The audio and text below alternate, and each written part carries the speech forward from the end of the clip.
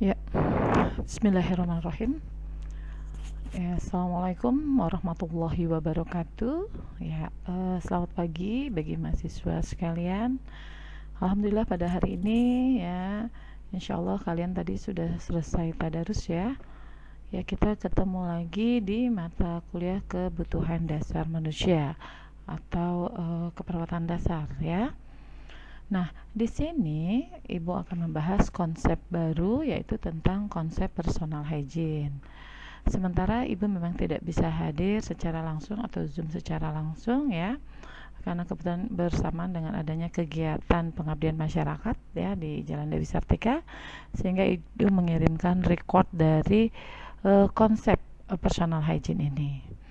Oke, setahu kalian seperti apa yang dikatakan bahwa individu itu harus nih terpenuhi kebutuhan dasar manusianya yang salah satunya adalah kebersihan diri. Nah, pasti di sini kalian sangat familiar karena ini rutinitas menjadi kebutuhan kalian juga sehari-harinya. Ya, mulai dari kepala, kebersihan rambut ya. Rambut aja mungkin kalau kayak kalian sekarang bukan cuma sekedar keramas, tapi ya bagaimana krimbat ya, bagaimana menghilangkan ketombe ya di kepala misalnya. Mungkin kalau zaman sekarang kalau kayak kayak kalian ini udah nggak ada kutu ya, tapi jangan salah, di pasien-pasien terutama pasien dengan gangguan jiwa masih aja kita dapati kutu di kepala, atau anak-anak ya, anak-anak kecil ya yang mereka di sekolah dasarnya itu tidak berhijab ya. Udah gitu ada salah satu temennya yang kutuan air tertular, nah misalnya itu ya, itu yang kita lihat dari ujung rambut.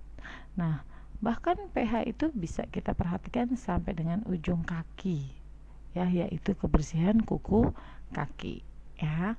Nah, itu sedikit pembukanya ya, bahwa kalian ternyata ini menjadi seorang perawat benar-benar harus memperhatikan tentang personal hygiene. Oke, kita lihat di sini. Hygiene itu apa ya? Nah, hygiene itu berasal dari bahasa Yunani yang berarti sehat. Personal berarti individu atau perseorangan. Maka dikatakan personal hygiene yaitu apa? Di mana ya si individu itu sendiri bisa melakukan suatu perawatan diri atau tindakan untuk memelihara kebersihan diri bagi seseorang secara fisik dan psikis pastinya. Nah, ya, jadi kita lihat di sini ya, kenapa selalu gambar perempuan? Karena nah, perempuan itu biasanya sudah heboh kalau sudah untuk perawatan diri. Ya walaupun tidak menutup kemungkinan sekarang laki-laki juga sama ya. Oke.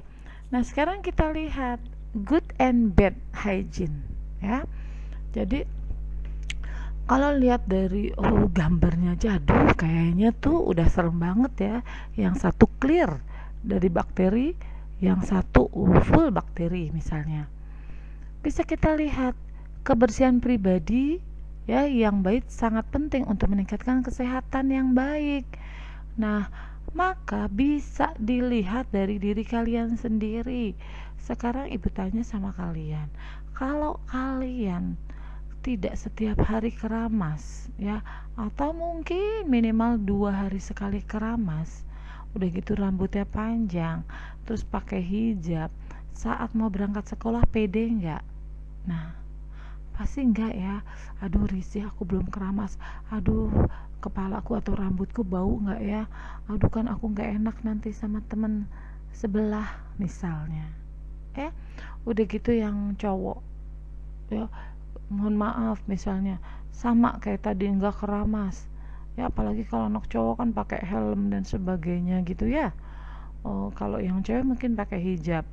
Tapi kalau yang cowok kan pakai helm, jadi mungkin ngap ya di helmnya itu, nggak taunya rambutnya juga ketombean atau lepek. Nah pasti kita bicaranya itu adalah bad hygiene. Nah sementara satu sisi di sebelah kita, aduh ini wanginya teman kita gitu ya, kita ngelihat kukunya aja udah bling bling, wajahnya berbinar-binar, ya, walaupun dia pakai hijab tapi wangi samponya tercium. Nah, maka otomatis si individu yang good hygiene dia akan sangat percaya diri.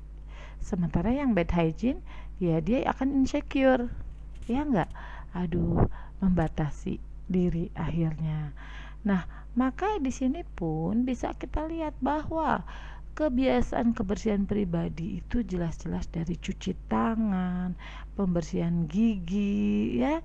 Ya, di sini dikatakan bahwa membersihkan gigi itu bukan cuma dengan sikat gigi, tapi juga dengan benang gigi yang akan membantu mencegah bakteri, virus, dan penyakit. Nah, maka jelas-jelas dari bad hygiene bukan cuma sekedar insecure, tapi juga akan mempengaruhi ya kesehatan fisik yang lain. Salah satunya penyakit yang serius termasuk penyakit jantung.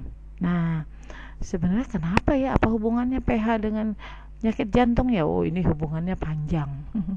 Ya, jadi artinya semua pola tentang bad ataupun good hygiene pasti akan berpengaruh ya ke depannya. Lalu kita bicara di sini tujuan personal hygiene yaitu meningkatkan derajat kesehatan, memelihara kebersihan diri, memperbaiki yang awalnya sudah semakin ditingkatkan, mencegah penyakit. Nah, tadi meningkatkan percaya diri dan pasti menciptakan keindahan. Ya. Masih ingat ya bagi kita yang orang muslim bahwa kebersihan adalah sebagian daripada iman. Nah, otomatis dengan kita menjaga kebersihan diri saja kita sudah menjalankan perintah ya dari agama kita. Ya, mungkin sama untuk agama lain pun pasti sama prinsipnya bahwa kebersihan itu ya merupakan hal yang paling penting dalam tubuh kita. Nah, apa manfaatnya ya? Jelas-jelas manfaatnya kalian akan merasakan dengan sendirinya selama ini ya, menjadi nyaman, relaksasi. Sepertinya kalau misalnya kalian baru selesai keramas gitu ya di rumah, aduh kok kayaknya kepala yang tadinya pening jadi plong kan gitu ya. Habis mandi yang tadinya badan greges nggak enak akhirnya jadi seger, yang tadinya nggak pede karena BB sekarang jadi wangi kan gitu.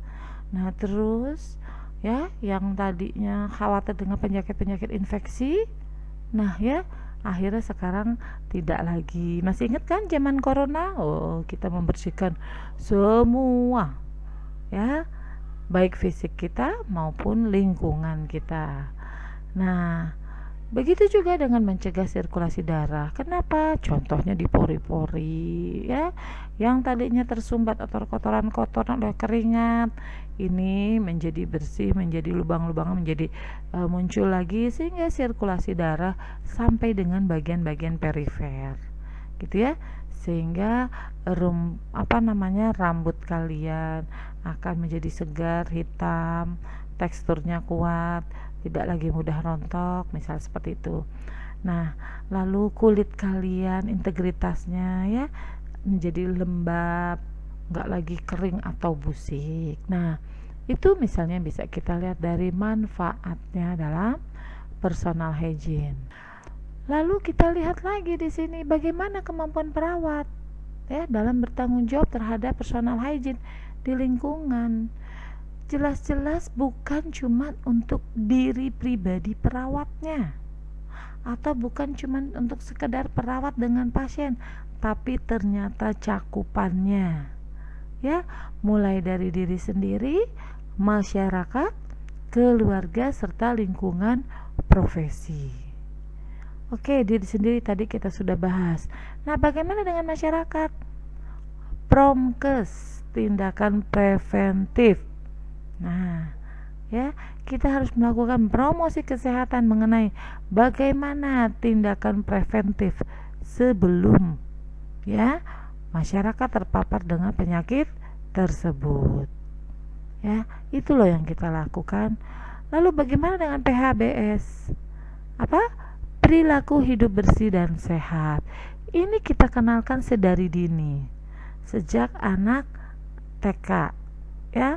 Kita kenalkan apa itu cuci tangan, dengan apa cuci tangan, apa itu menggosok gigi, apa itu dan sebagainya, sampai si anak tadi terbiasa melakukan pola personal hygiene dengan baik, sehingga kebiasaan ini akan terus sesuai dengan usia tumbuh kembangnya. Akhirnya insya Allah dia bisa menjadi manusia yang sehat, ya. Lalu bagaimana dengan hygiene keluarga? Kita lihat di sini, hygiene sejak dini pada keluarga. Nah, keluarga membiasakan, ya, punya anak-anaknya mau makan siang atau mau makan malam, cuci tangan. Selesai makan, cuci tangan.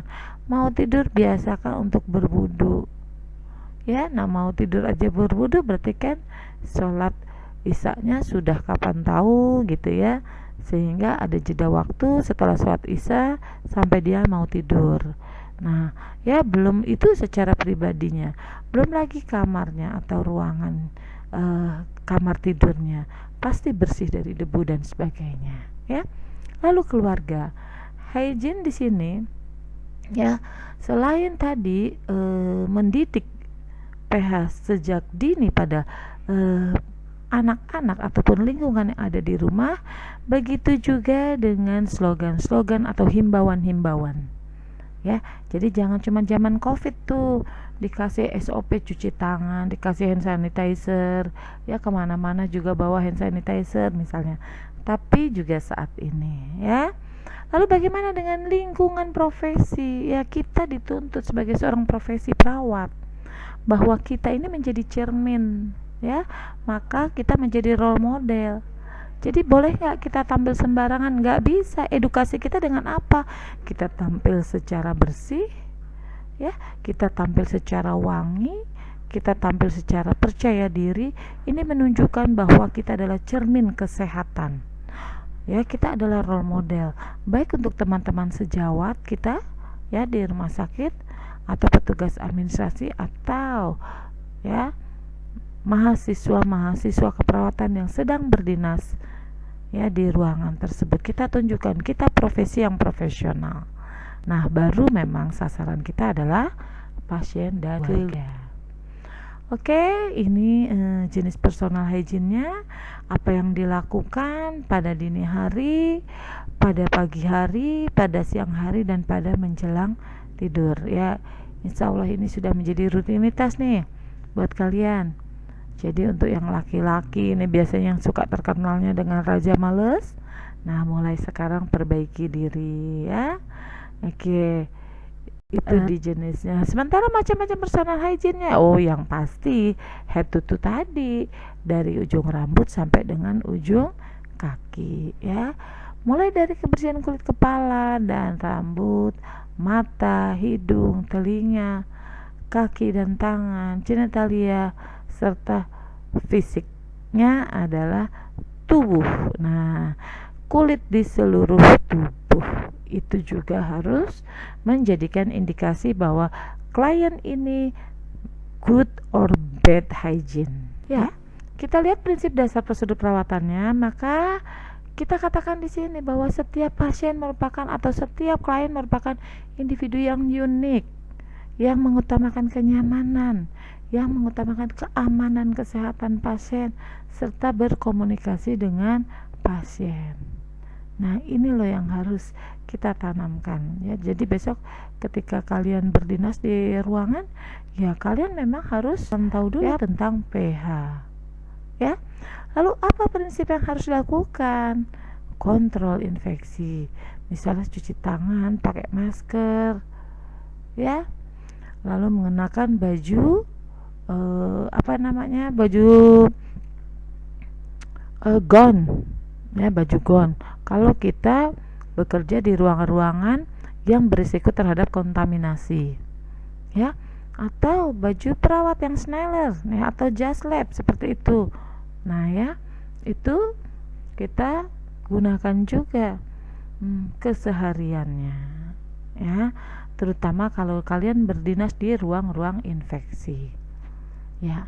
Lalu bagaimana dengan kontrol infeksi? Pastikan ruangannya dalam kondisi nyaman, hangat, cukup penerangannya. Ya, kalaupun memang dia beruangan AC, nah maka maksimalkan AC di ruangan tersebut.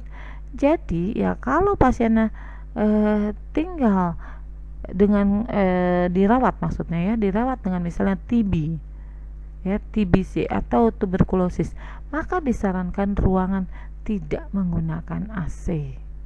Ya, kenapa? Karena kuman TB itu senangannya droplet, dia senangnya berdiam di area yang lembab. Jadi kebayang kalau ruangannya AC, maka satu pasien TB di ruangan tersebut bisa menularkan ke 5 pasien lainnya. Oke, ini faktor-faktor yang mempengaruhi daripada personal hygiene. Bisa kita lihat, pasti akan mempengaruhi citra tubuh, lalu akan mempengaruhi praktik sosialnya, akan mempengaruhi status sosial ekonomi, pengetahuan, kebudayaan, pilihan pribadi, serta kondisi fisik. Ya. Oke, nah ini untuk sesi 1 ya, pengenalan dari konsep personal hygiene.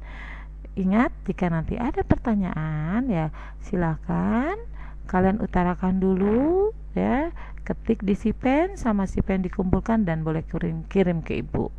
Nanti jawabannya bisa kita bahas pada pertemuan yang secara langsung. Oke, untuk sesi 1 ini kita akhiri dengan hamdalah, alhamdulillahirabbil alamin. Assalamualaikum warahmatullahi wabarakatuh. Selamat pagi.